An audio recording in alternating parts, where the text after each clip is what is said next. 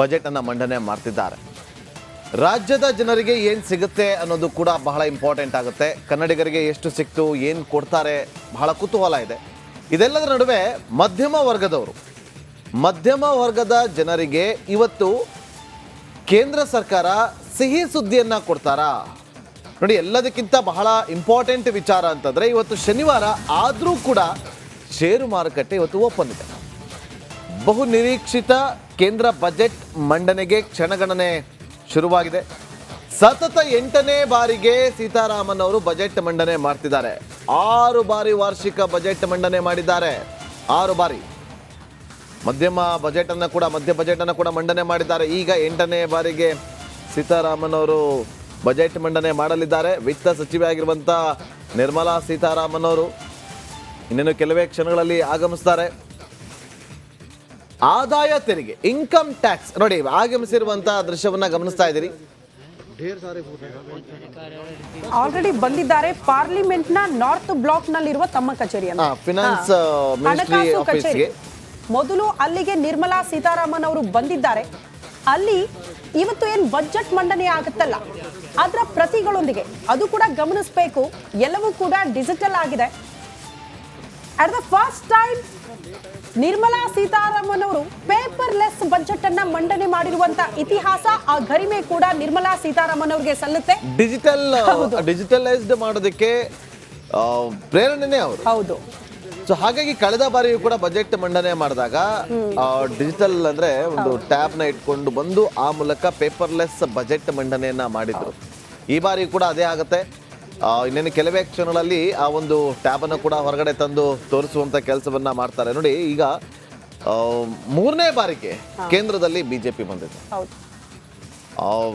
ಒಂದಷ್ಟು NDA ಮಿತ್ರ ಪಕ್ಷಗಳಿಂದ ಅಧಿಕಾರಕ್ಕೆ ಬಂದಿದ್ರು ಕೂಡ ಬಹಳ ನಿರೀಕ್ಷೆ ಇದೆ. ಆಂಧ್ರಗೆ ಏನ್ ಸಿಗುತ್ತೆ, ತೆಲಂಗಾಣಗೆ ಏನ್ ಸಿಗುತ್ತೆ, ಕರ್ನಾಟಕಗೆ ಏನ್ ಸಿಗುತ್ತೆ, ಆಯಾ ರಾಜ್ಯದ ಜನರಿಗೆ ಎಷ್ಟೋ ಜನರಿಗೆ ಎಲ್ಲೆಲ್ಲಿ ಏನೇನು ಹೋಯ್ತು, ಯಾವ ಕ್ಷೇತ್ರಕ್ಕೆ ಏನೇನು ಸಿಕ್ತು ಅಂತ ನೋಡೋದಿಲ್ಲ. ನಮ್ಮ ರಾಜ್ಯಕ್ಕೆ ಏನ್ ಸಿಕ್ತು, ಮಧ್ಯಮ ವರ್ಗದವರು ಈ ಸ್ಯಾಲ್ರಿಡ್ ಸಂಬಳ ತಗೊಂಡಂತವ್ರು ಇವ್ರಿಗೆ ಯಾವ ರೀತಿಯಾದಂತ ಅನುಕೂಲವನ್ನ ಮಾಡಿಕೊಟ್ರು.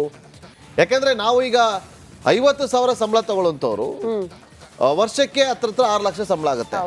4 ಲಕ್ಷ ಮೇಲ್ಪಟ್ಟವರು ಟ್ಯಾಕ್ಸ್ ಅನ್ನ ಕಟ್ಟಬೇಕಾಗತ್ತೆ ಅಂತೇಳಿ ಒಂದಷ್ಟು ಚರ್ಚೆಗಳಾಗ್ತಾ ಇತ್ತು. ಈಗ ಈ ಸಂಬಳವನ್ನ ಪಡೆದುಕೊಳ್ಳುವಂತಹ ಮಧ್ಯಮ ವರ್ಗದ ಕೆಲಸಗಾರರಿಗೆ ಏನಾದರೂ ಸಿಹಿ ಸುದ್ದಿಯನ್ನ ಕೊಡ್ತಾರ ಅನ್ನೋದೇ ಬಹಳ ಕುತೂಹಲವನ್ನ ಕೆರಳಿಸ್ತಾ ಇದೆ. ಇದರ ಜೊತೆಗೆ ಕೃಷಿ ಇಲಾಖೆ ಒಂದು ಕಡೆ ರಾಷ್ಟ್ರಾದ್ಯಂತ ಪ್ರತಿಭಟನೆಗಳು ನಡೀತು. ಈ ಕೃಷಿ ಇಲಾಖೆಗೆ ಏನ್ ಕೊಡ್ತಾರೆ ಅನ್ನೋದು ಬಹಳ ಇಂಪಾರ್ಟೆಂಟ್. ರೈತರು ಯಾವ್ಯಾವ ಕ್ಷೇತ್ರದ ನಿರೀಕ್ಷೆಗಳೇನು, ಇವತ್ತಿನ ಕೇಂದ್ರ ಬಜೆಟ್ ನಲ್ಲಿ ಏನೆಲ್ಲ ಇರಬಹುದು, ಯಾರಿಗೆ ಗುಡ್ ನ್ಯೂಸ್ ಸಿಗಬಹುದು, ಆ ಕುರಿತ ಒಂದು ಸಂಪೂರ್ಣ ವರದಿ ಇದೆ. ಬನ್ನಿ ನೋಡ್ಕೊಂಡು ಬರೋಣ.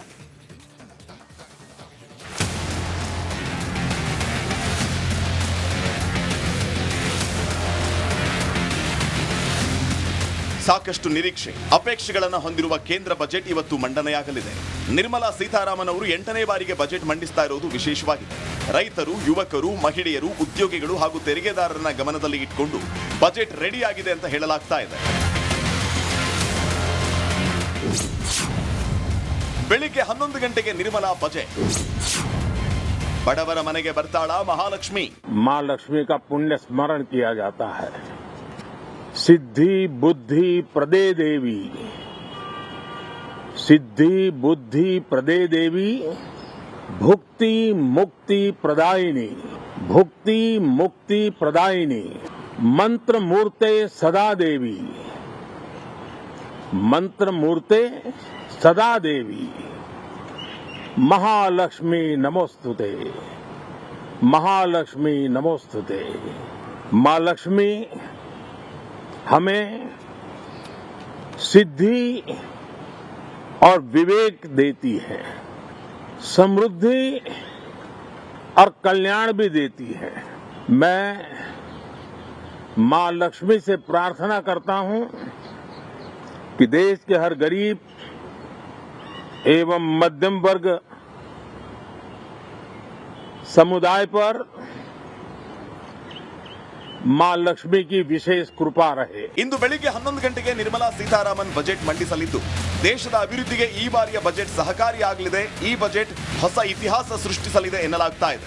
ಅಲ್ಲದೆ ತೆರಿಗೆ ವಿನಾಯಿತಿಗಳನ್ನು ಹೆಚ್ಚಿಸುವ ನಿರೀಕ್ಷೆಯ ಘೋಷಣೆಗಳೂ ಇದೆ.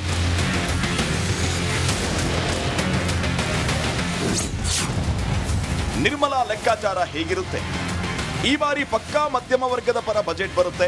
ಆದಾಯ ತೆರಿಗೆ ಸ್ಲ್ಯಾಬ್ ಬದಲಾಗುವ ಸಾಧ್ಯತೆಯಾಗುವುದು ಅಧಿಕವಾಗಿದೆ. ಐಟಿ ರಿಟರ್ನ್ ಸಲ್ಲಿಕೆ ಸರಳವಾಗಬಹುದು. ತೆರಿಗೆದಾರರಿಗೆ ಒಂದಿಷ್ಟು ರಿಲೀಫ್ ಸಿಗಬಹುದು. ಮಹಿಳಾ ಸಬಲೀಕರಣಕ್ಕೆ ಹೆಚ್ಚು ಒತ್ತು ಸಾಧ್ಯತೆ ಇದೆ. ಈ ಬಾರಿ ಬಜೆಟ್ ಅಲ್ಲಿ ಜಿಎಸ್ಟಿ ಕಡಿಮೆ ಸಾಧ್ಯತೆಯೂ ಇದೆ. ಮೋದಿ ಅನ್ನ ಯೋಜನೆ ಮುಂದುವರಿಬಹುದು. ರೈತರಿಗೆ ಬಡ್ಡಿ ರಹಿತ ಸಾಲ 3 ರಿಂದ 5 ಲಕ್ಷಕ್ಕೆ ಏರಿಕೆಯ ಸಾಧ್ಯತೆ ಇದೆ.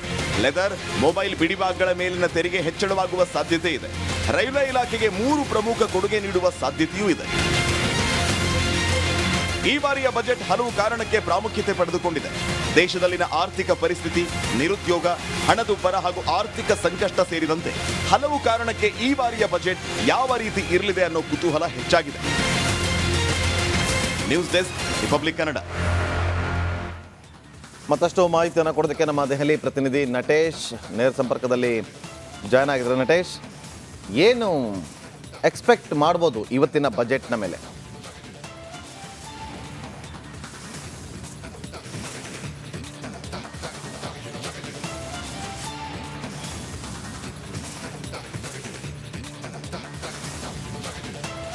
ನಾಗೇಂದ್ರ ಬಾಬು, ಖಂಡಿತ ಏನು ಈ ಬಾರಿಯ ಕೇಂದ್ರ ಬಜೆಟ್ ಏನಿದೆ ಇದು ಬಹಳಷ್ಟು ನಿರೀಕ್ಷೆಗಳನ್ನು ಹುಟ್ಟುಹಾಕಿದೆ ಅಂತಾನೆ ಹೇಳ್ಬೋದು. ಯಾಕಂದರೆ ನರೇಂದ್ರ ಮೋದಿಯವರ 3.0 ಸರ್ಕಾರದ 2ನೇ ಬಜೆಟ್ ಇದಾಗಿರ್ತಕ್ಕಂಥದ್ದು. ಪ್ರಮುಖವಾಗಿ ಕಳೆದ ಬಾರಿ ಇಂಟ್ರೀಮ್ ಬಜೆಟ್ ಅಂದರೆ ಮಧ್ಯಂತರ ಬಜೆಟ್ ಏನಿದ್ದು ಅದರಲ್ಲಿ ಸಾಕಷ್ಟು ನಿರೀಕ್ಷೆಗಳನ್ನು ಇಟ್ಕೊಳ್ಳಿಕ್ಕೆ ಸಾಧ್ಯ ಆಗಿರಲಿಲ್ಲ. ಹಾಗಾಗಿ ಈ ಬಜೆಟ್ ಬಹಳ ಮಹತ್ವವನ್ನು ಪಡೆದುಕೊಳ್ಳುತ್ತೆ ಅಂತ ಹೇಳಲಾಗುತ್ತೆ.